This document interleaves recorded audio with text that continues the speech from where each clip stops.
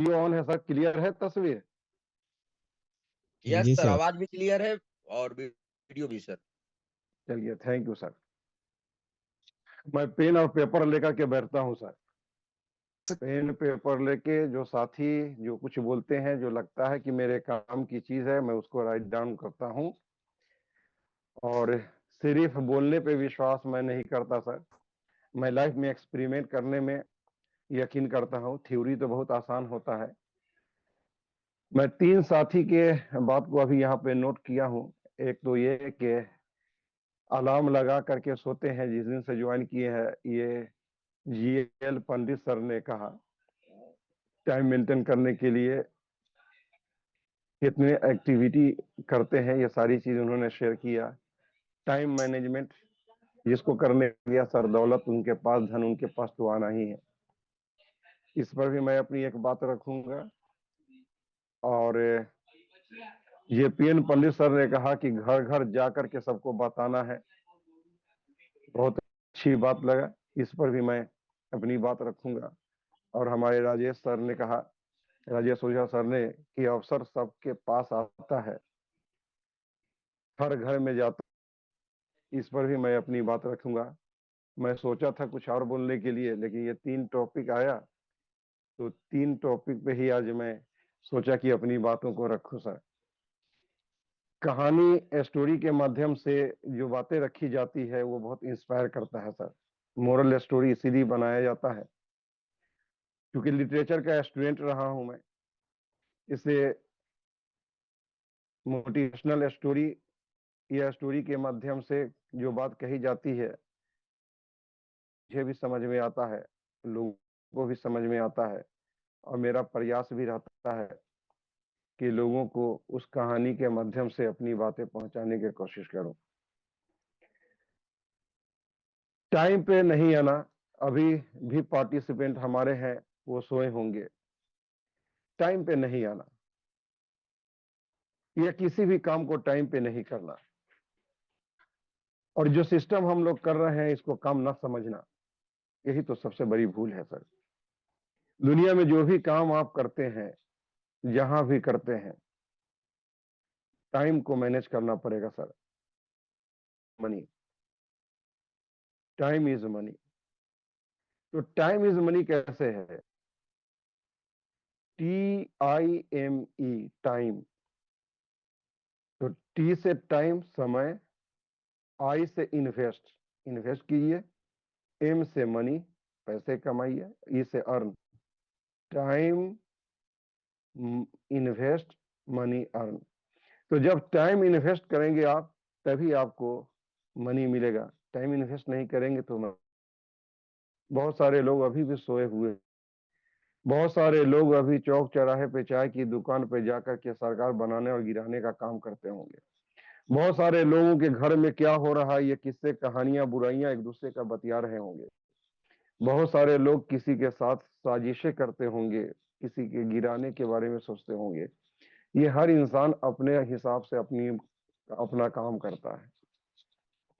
Time पर और अवसर पर मैं बात करना चाहता हूं सर कि स्कूल में टीचर ने बच्चों को कहा, गौर से सुनिएगा मैं क्या कहना चाह रहा हूं। स्कूल में टीचर ने बच्चों से कहा कि कल जो ठीक 10 बजे स्कूल में पहुंचेगा, उस पहले व्यक्ति को, पहले बच्चे को 1 लाख रुपया का इनाम दिया जाएगा। जो सेकेंड आएंगे उन्हें 50,000 कम दिया जाएगा, और जो थर्ड पोजीशन में आएंगे उनको 25,000 का इनाम दिया जाएगा। सारे बच्चों को 1 हफ्ता पहले से नोटिस देकर और अंतिम दिन बता दिया गया कि ये आपके पास कल है। बच्चे लोग तैयार हुए समय से पहुंचने का, लोग पहुंचे, इनाम भी जीता। लेकिन 2 बच्चा काफी देर से आया, 10 बजे का समय था, 12 बजे पहुंचा। इसको देख के टीचर चौंक गया, परेशान हो गया कि भाई जो 10 बजे ठीक आया वो तो इनाम का विनर हुआ, 10 बज के 1 मिनट में आया, 10 बज के 1.5 मिनट में आया वो तो विनर हुआ, कुछ लोग 5 मिनट लेटा है, कुछ 8 मिनट लेटा है, कुछ 10 मिनट आए। लेकिन ये बच्चा 10 बजे के बदले ये दोनों 12 बजे आया, क्यों? वो हैरान हुआ, परेशान हुआ। टीचर दोनों को बुलाया, सारे बच्चों के सामने उससे पूछा कि कल का नोटिस तुम्हें मालूम था? 1 हफ्ते पहले से अनाउंस किया जा रहा था और कल सारे लोगों को बता दिया गया था कि जो सबसे पहले स्कूल में आएगा उसको 1 लाख रुपया का इनाम मिलेगा, सेकेंड प्राइज जो है 50,000 का है और थर्ड प्राइज 25,000 का है। तो दोनों लड़का बोला जी सर मालूम था। बोले उसके बाद तुम अभी इतना लेट से क्यों आए? सुनिए सर बच्चे ने क्या जवाब दिया।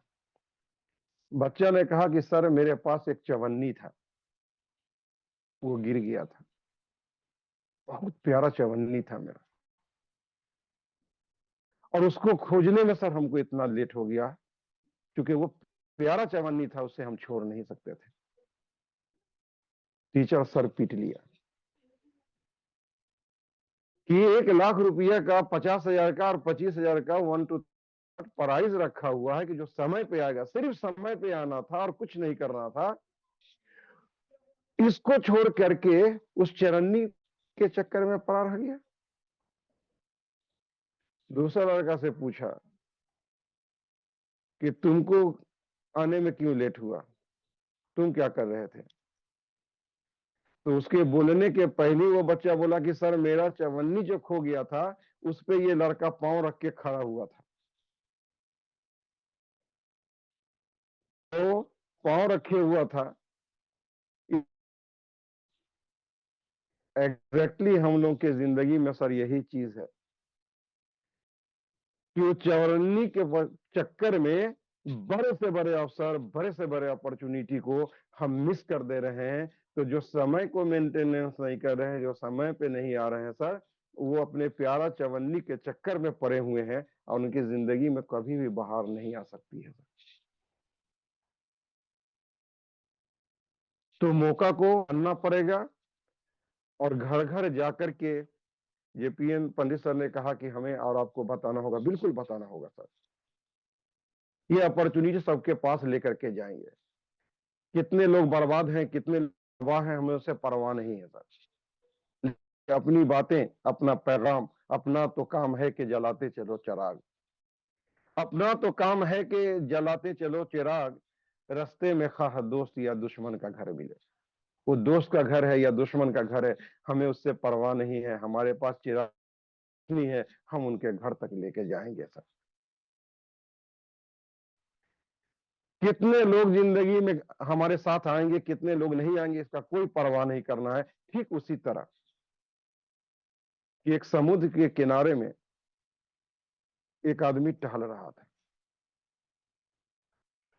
तो देखा कि समुद्र से उठने वाली लहरें तो लेके सूखा की तरफ फेंक रहा है, तो उसमें सैकड़ों मछलियां जो है बाहर समुद्र के किनारे आ जा रहा है, और तरफ तरफ के तरफ तरफ के तरफ तरफ के मर रहा है। क्योंकि पानी का ज्वार आया, उसकी लहरें आई, तो साथ में मछलियां किनारे में फेंका गया, और फिर पानी चला गया तो उसके साथ कुछ मछलियां बह गई, कुछ तरफ तरफ के तरफ तरफ के मर रहा था।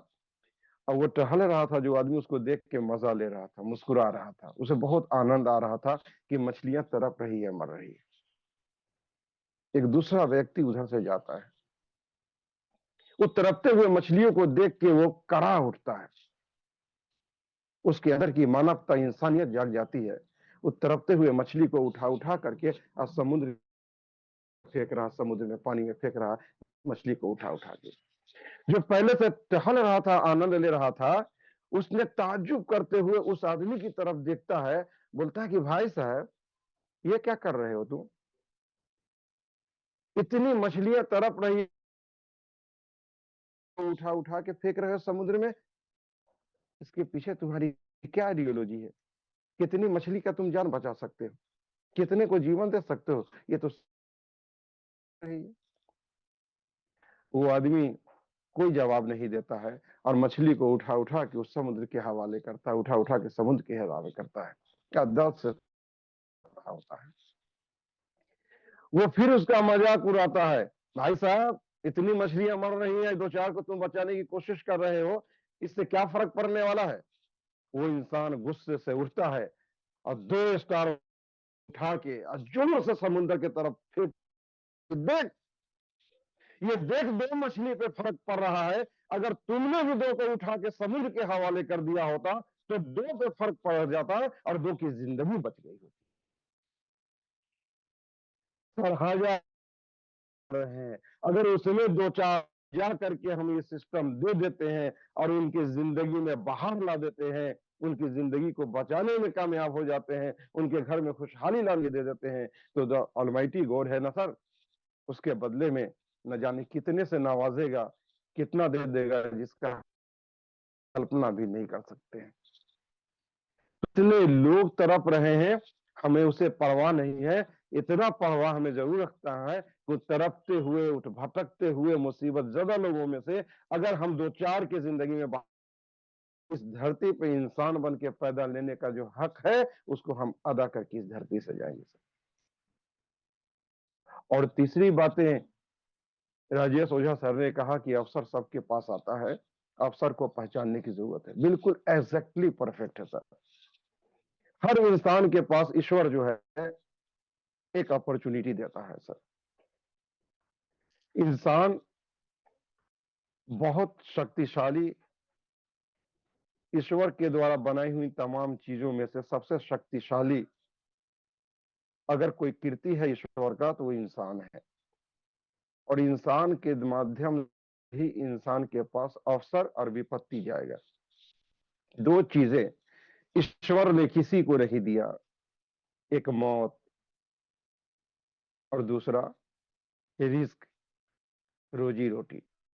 ये 2 चीजें ईश्वर ने अपने पास में रखा है, अपने फरिश्तों को भी नहीं दिया, अपने दूतों को भी नहीं दिया, अपने पास रखा। मौत इस माध्यम से मिलेगा, लेकिन कोई अब ये नहीं कहेगा कि ईश्वर ने मार दिया। मौत के लिए ईश्वर ने कारण बनाया है। कोई बीमारी से मरेगा, कोई रेंट से मरेगा,